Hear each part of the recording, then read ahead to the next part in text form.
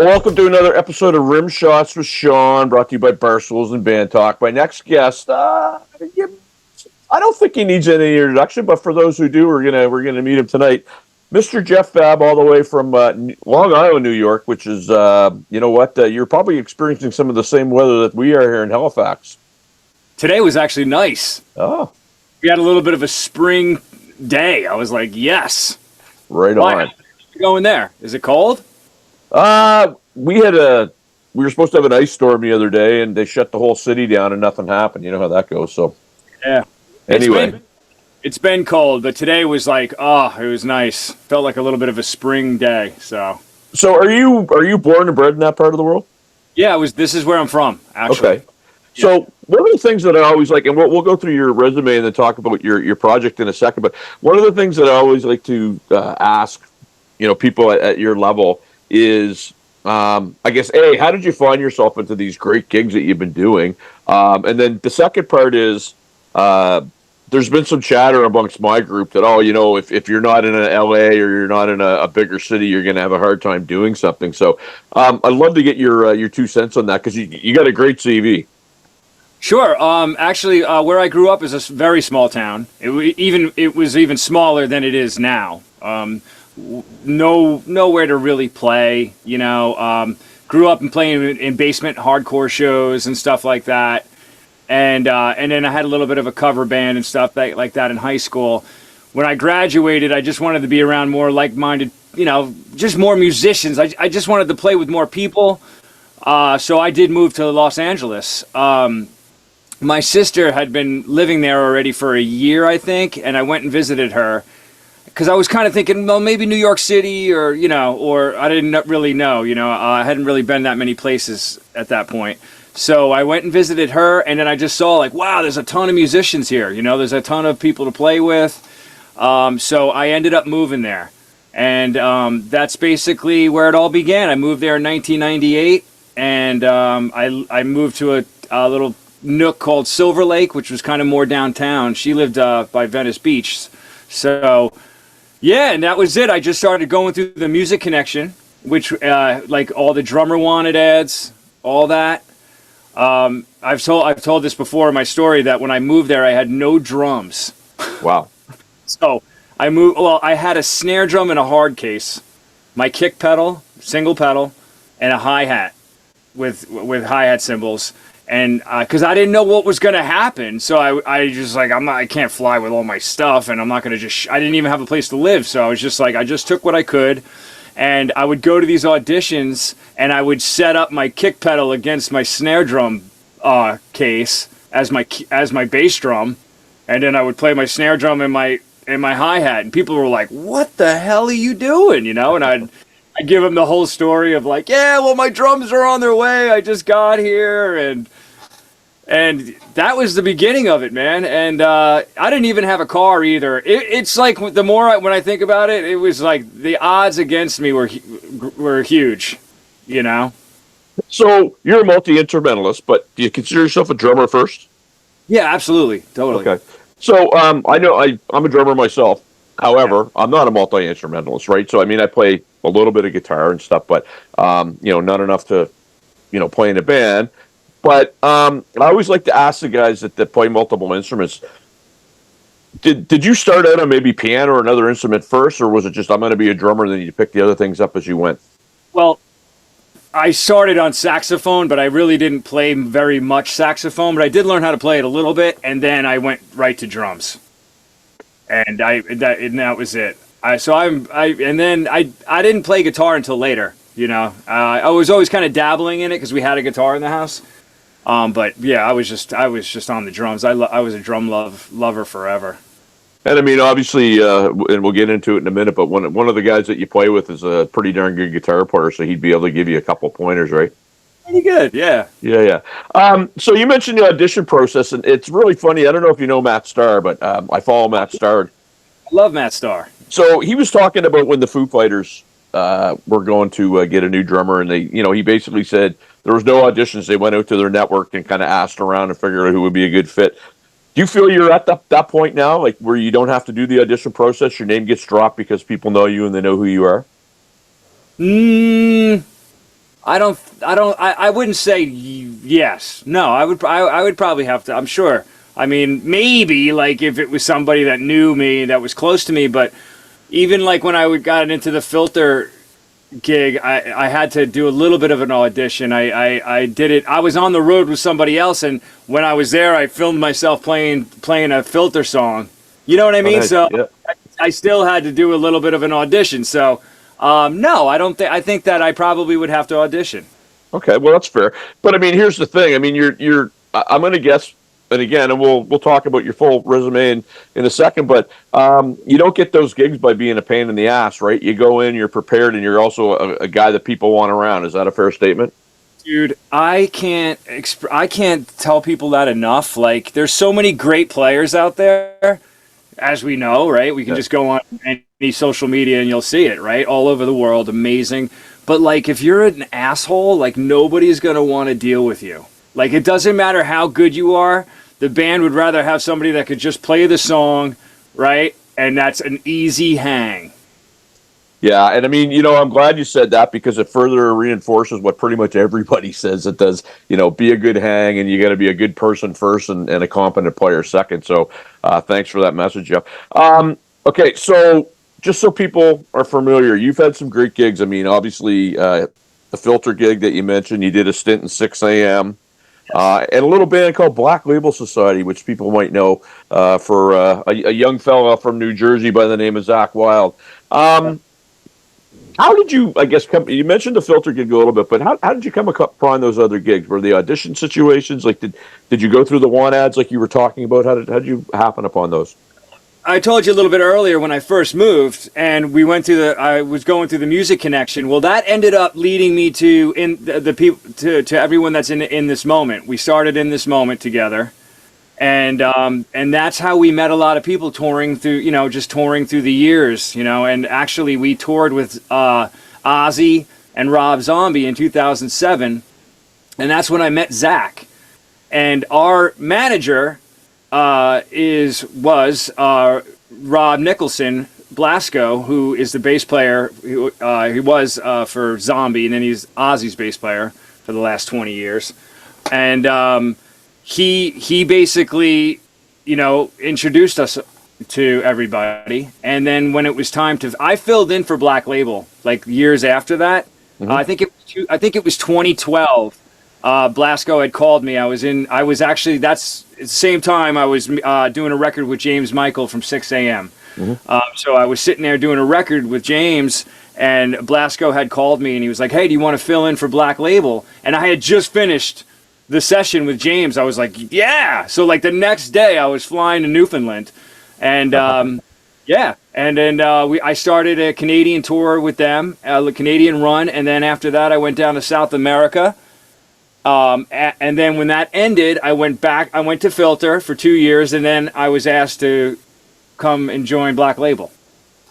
So I mean, that's quite a ride, and I mean, I as you're talking, I can tell that we talked about the audition piece, but in my mind, you're getting a call because I remember you obviously being a good player, but being a good hang and somebody that they feel could come into their camp and fit in.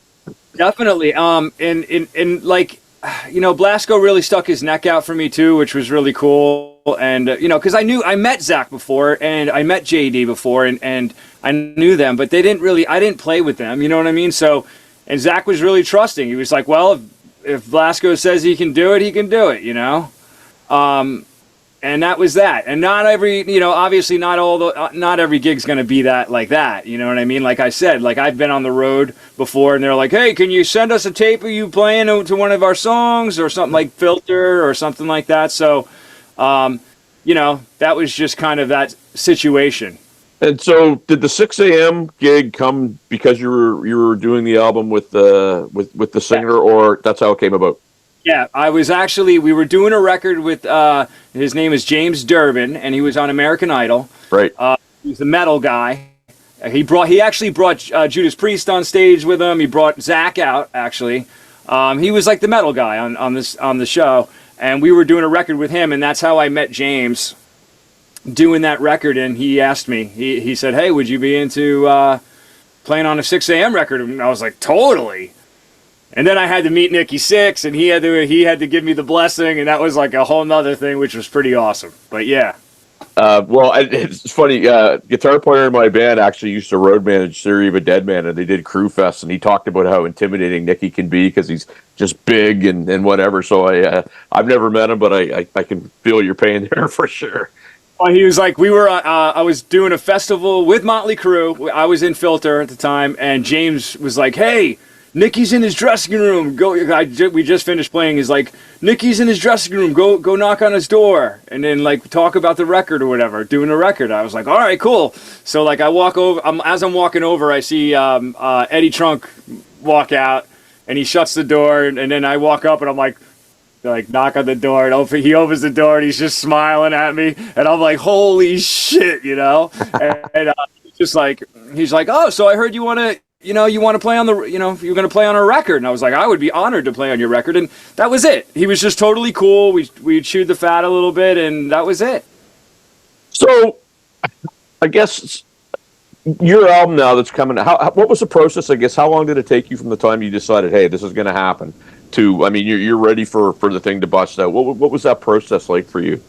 Well, basically when COVID hit, I was playing more guitar than ever, JD. I'm sitting on the bus with these guys, right? Like JD and Zach and Dario, and they're constantly just shedding and just doing stuff. So I'm learning, I'm just constantly learning. And JD's like a fountain of information with music. He went to Berklee College of Music, so he could literally be a music teacher. He's a genius. So I just learned a ton from them, and when COVID hit, I was just practicing more guitar, and with that came, let me write a tune, just, and then just kind of just practicing songwriting really.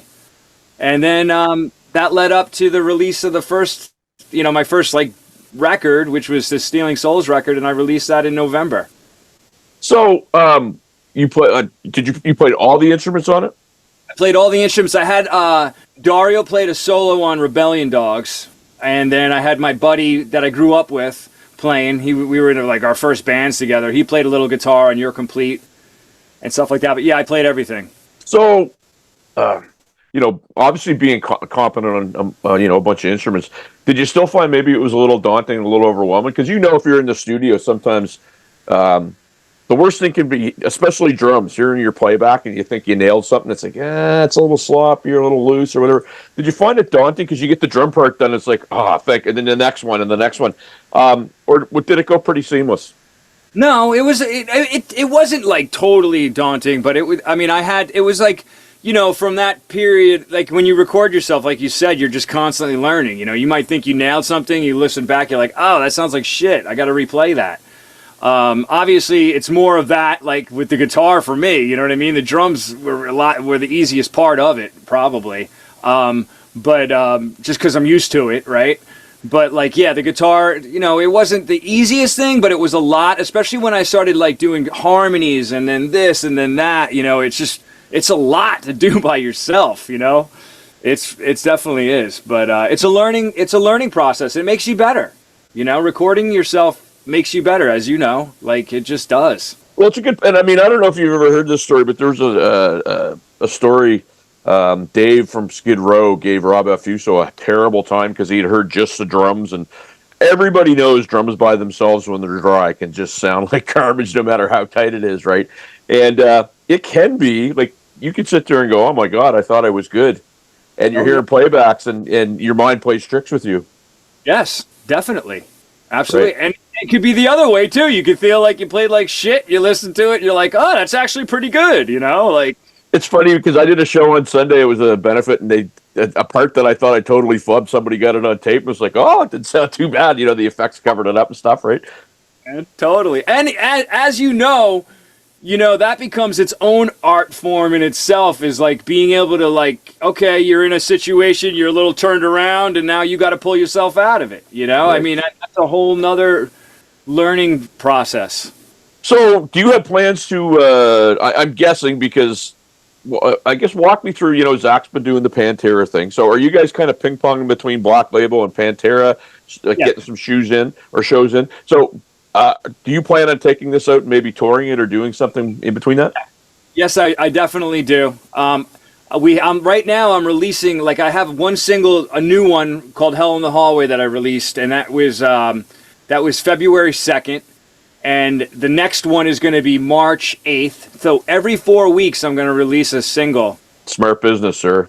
Yeah, so I'm gonna the next one's called "See No Evil." That's going to be released in March 8th, and then I'm just going to go into the summer and probably maybe release the whole record in the summer, and then just start doing some shows. So obviously you work on a timetable and a schedule where you're probably pretty regimented, where you know, okay, I'm going to be this section of the year, I'm going to be doing this. And how hard is it for you to keep your schedule all tight and together? And because a lot of people don't realize, you know, part of being a musician is being able to schedule and handle a schedule and stick to a schedule and that type of thing. Well, especially now because I'm doing like all of my own things. I'm also doing the videos and I do everything. So to me, it's like a full-time job. I wake up in the morning at 6:30 and I am working all day. And then I'm like having an interview with you. And I have to I have a calendar of everything that I need Yep. to, like, especially with the interviews and things like that, because it can be coming like emails and you're just like, oh, what time was that again? And it's a full-time job. It's a lot of work. You know, it's funny. I was speaking with Mick Maher's manager because I'm going to line him up. He's getting 1,300 requests a day to talk to people. And do the math. You don't have time to get 1,300 different people, and it's not physically possible. So for you to say that, you know, I think it's a good lesson for people to realize you just don't write it down in the back of a cigarette pack or something. You got to be very organized when you're doing this.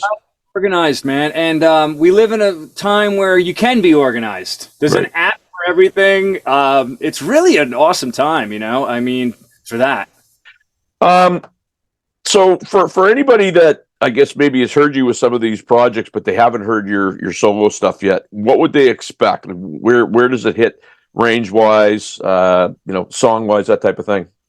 Well, a lot of people were telling me that like it reminds them of like kind of the '90s, like Alice in Chains, Soundgarden-ish, that kind of thing. Even some Zeppelin in there. So it's just like it's a culmination of all the things I've listened to. There's probably even a little. Obviously, there's some metal in there. There's some rock. There's some hard rock in there. There's some elements of. There's some touches of punk rock in there. You know. So I think it's just like all of the things I ended up listening. You know, I grew up listening to in my life. Solid melting pot. I don't often do this. I call this the blabbermouth 50-second sort of thing. But when I get drummers on, there's all this thing you see on blabbermouth about tracks, and we talk about people. But I've talked to this people about this before. And for me, I play with the click track live. It's a skill set. If you use tracks, that's fine. What's your stance on that? Would you have to do some tracks when you go out, or are you going to handpick some people that can, you know, shred the material behind you? Oh yeah, no, I would have everybody play it. Yeah. But that being said, I played in many situations where I had to play to tracks, you know? Right, So right. I feel like, you know what? It is what it is. It's like if the band needs tracks, they need tracks. Like it's not, I don't care. You know what I mean? Like, I mean, I hear, like, I know the purists like that. And, you know, Black Label, we're a purist band. There is no tracks. There's nothing like that. You know what I mean? Everybody's just playing, and that's what it is. But, you know, you're playing in Filter or something like that where you have all these like synth sounds and things like that. You know what I mean? I understand, I guess is what I'm saying. I understand why they would use them, you know? Yeah, I think in this day and age, whether you use them or not, you should prepare to use them because it really. I'm going to guess the way you recorded. Did you have to use a click track when you're recording your material? Yeah, I always do it. I Yeah. always use it. Yeah. And it sounds stupid, but your value goes way up if you can do that because a lot of people like that as producers, and it's easier for people to nail stuff down.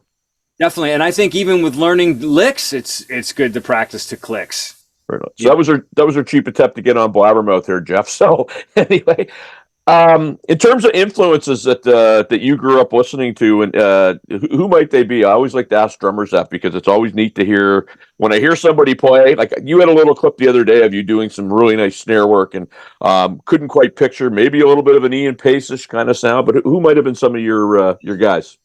Ian is. I love Ian. Mitch Mitchell. Um, Tommy Lee.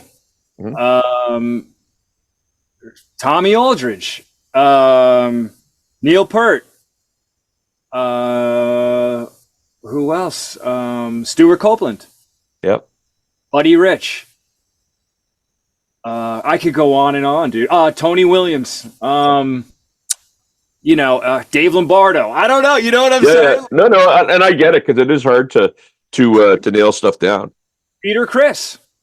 Well, hey, I like you can see I did my part to send Gene and Paul's kids to school there, so I don't know if you can see that all my Kiss memorabilia.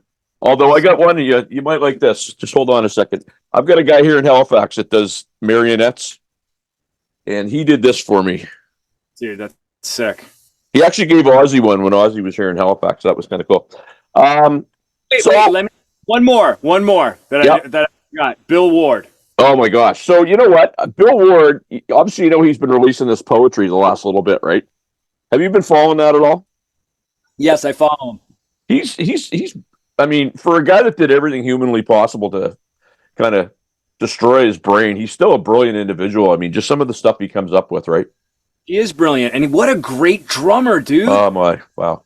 He talk about like the melting pot of funk and jazz and metal and rock. Like he was like the guy. Yeah, no, for sure. And the only guy that Alex Van Halen too. Oh, well, so we can go on, right? Because I mean, there's a guy. If he was in any other band but that band, he would be an absolute bigger legend than he is, right? Wow, he was. And is incredible. Like, it's pretty hard to play one of those, fast double bass boogie songs and not sound like Alex Van Halen, right? And he was swinging so hard. It was like he's a badass, man. No question. He's a bad. Let's geek out just for a real quick second, Jeff. You are as an artist. What are you using for drums? I used Dean drums, which are D drums. Yeah. And then Meinl cymbals. That's what I am, my friend. They're beautiful. Love them, dude. They're the best. Vic Firth drumsticks. Evans drum heads. And that's where I'm at. Nice. And I mean, that stuff's very personal, right? I mean, there's two schools of thought. I mean, one, hey, if you get stuff for free, you'll use it. And then other stuff, you research it. And for the Meinls, what are you using out of curiosity? It's different. At home, I have some different things. I have some MB20s. I have some some of the darks, like the dark hat. Do you have those? I've got that. Yeah, the dark classics. Dark classics. They're great. I love those, man. I have the dry. There's also the dry hats. I have some of those. The Byzance stuff. I love all the Byzance stuff, dude. It's just pretty, and all those crashes are great. I like the big ones. They're just beautiful, like the 19s and the 20s, and I don't know. They have so many great products, Meinl. Yeah, so Sabian's up here about 5 hours from where I live, and another great product. But Meinl actually did a deal with me here, and I really like them. They're easy to deal with for starters. I haven't broke one yet. They just sound great all over. So, so I guess last question here, Jeff, because I know you're a busy man and you probably get things to do. Where do you see, I guess, your next 12 to 24 months? Is Black Label's going to go back out again? Is that probably a fair statement?